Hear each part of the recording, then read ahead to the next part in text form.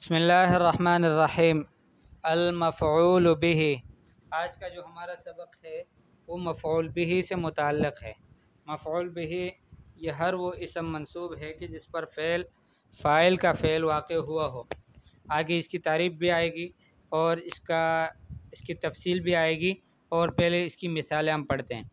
الامثلہ: شد التلمیذ الحبل، شد ٹائٹ کر دیا، التلمیذ شاگرد نے، الحبل رسی کو۔ اب یہ تلمیذ اور شاگرد کا یہ جو ٹائٹ کرنے کا جو فعل ہے، یہ فعل واقع ہوا ہے حبل رسی پر۔ ٹائٹ کسے کیا گیا؟ رسی کو، تو رسی گویا مفعول بھی بن گیا، اور اس کے آخر کو ہم دیکھیں تو وہ منصوب ہے، اس وجہ سے ہم نے کہا کہ مفعول بھی منصوب ہوتا ہے۔ طوت البنت الثوب، طوت کا معنی ہے من الطی، والطی او قطی السجل للکتب، جس طرح کتابوں کو لپیٹا جاتا ہے۔ تو طی الفراش، طی الثياب، کپڑوں کا لپیٹ لینا، کپڑوں کو تہہ کر کے رکھ لینا۔ تو فرمایا طوت البنت الثوب، بچی نے کپڑوں کو لپیٹ لیا۔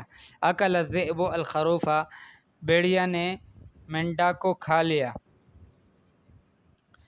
یربح السابق جائزۃ، مقابلے میں آگے بڑھنے والا، سابق کا معنی ہے جو سب سے آگے نکل جائے، وہ کما لیتا ہے جائزۃ انعام کو۔ یصید الثعلب دجاجۃ، لومڑی شکار کرتا ہے مرغی کا۔ یبیع القصاب اللحم، قصائی بیچتا ہے گوشت۔ البحث: کل جملۃ من الجمل السابقہ، ہر ایک جملہ گزشتہ جملوں میں سے، مرکبۃ من فعل واحد ومن اسمین، ہر ایک مرکب ہے ایک فعل سے اور دو اسموں سے۔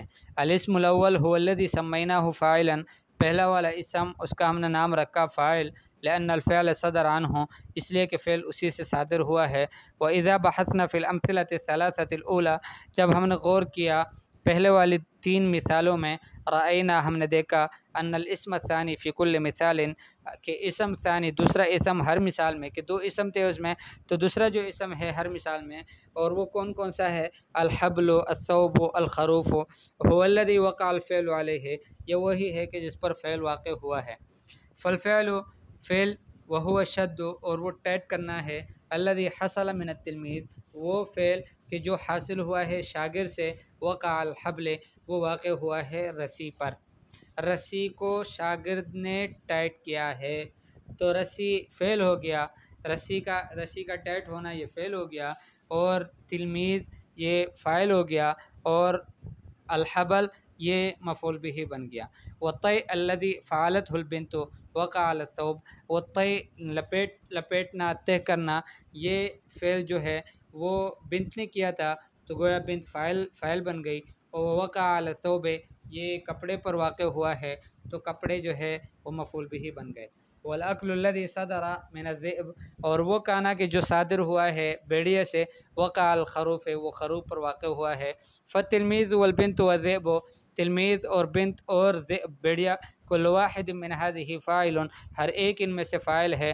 والحبل والثوب والخروف، کل واحد من هذه وقع عليه الفعل، ہر ایک ان میں سے اس پر فعل واقع ہوا ہے۔ ويسمى مفعول به، اور اس کو مفعول به کہتے ہیں۔ وكذلك يقال في بقية الامثلة، اسی طرح کہا جاتا ہے دوسری مثالوں میں بھی۔ ان مثالوں میں یا اس کے علاوہ کہیں بھی اس طرح کی مثال آ جائے تو اس میں یہی بات کی جاتی ہے کہ یہ مفعول به ہے۔ وإذا تأملنا أواخر الأسماء التي تدل على المفعول به، فرماتے ہیں کہ جب ہم نے غور کر لیا ان اسماء کے اواخر میں کہ جو مفعول به پر دلالت کرتے ہیں، وجدناها منصوبة، وہ سب کے سب اسماء آخر اس کا وہ منصوب تھا، تو گویا مفعول به منصوب ہوتا ہے۔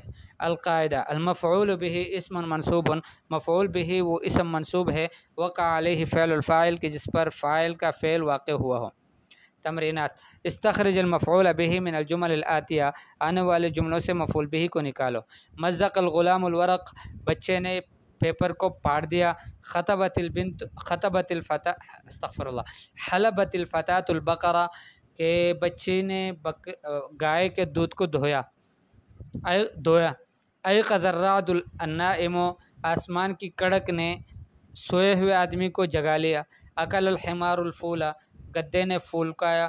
پھول پہلے بھی بتا چکا ہوں کہ سوڈان والے اور مصر والے یہ لوگ کھاتے ہیں بڑے شوق سے. ان کا جو ہے ایک رئیسی قسم کی غذا ہے یہ کہ پھول کھانا. صبح صبح بازار میں جا کر خصوصی طور سے اہتمام سے اس کو کھاتے ہیں. اور یہ لوبیا کی طرح موٹے موٹے دانے ہوتے ہیں، اس کی لوبیا سے تھوڑے بڑے. صنع النجار، پھول مصری کے نام سے بڑا مشہور ہے. صنع النجار، نجار نے بنایا کرسی کو، کارپینٹر نے کرسی بنائی. رمى الصياد الشبكة، شکاری نے پھینکا جال کو. طبخت المرأة الطعام، عورت نے کھانا پکایا.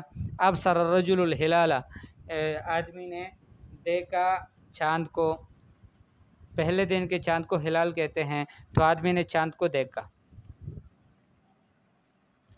ضع الاسماء الآتیہ فی جمل، آنے والے اسماء کو جملوں میں رکھ لو. بحیث یکون کل واحد منها مفعولا به، کہ ہر ایک ان میں سے مفعول به ہو.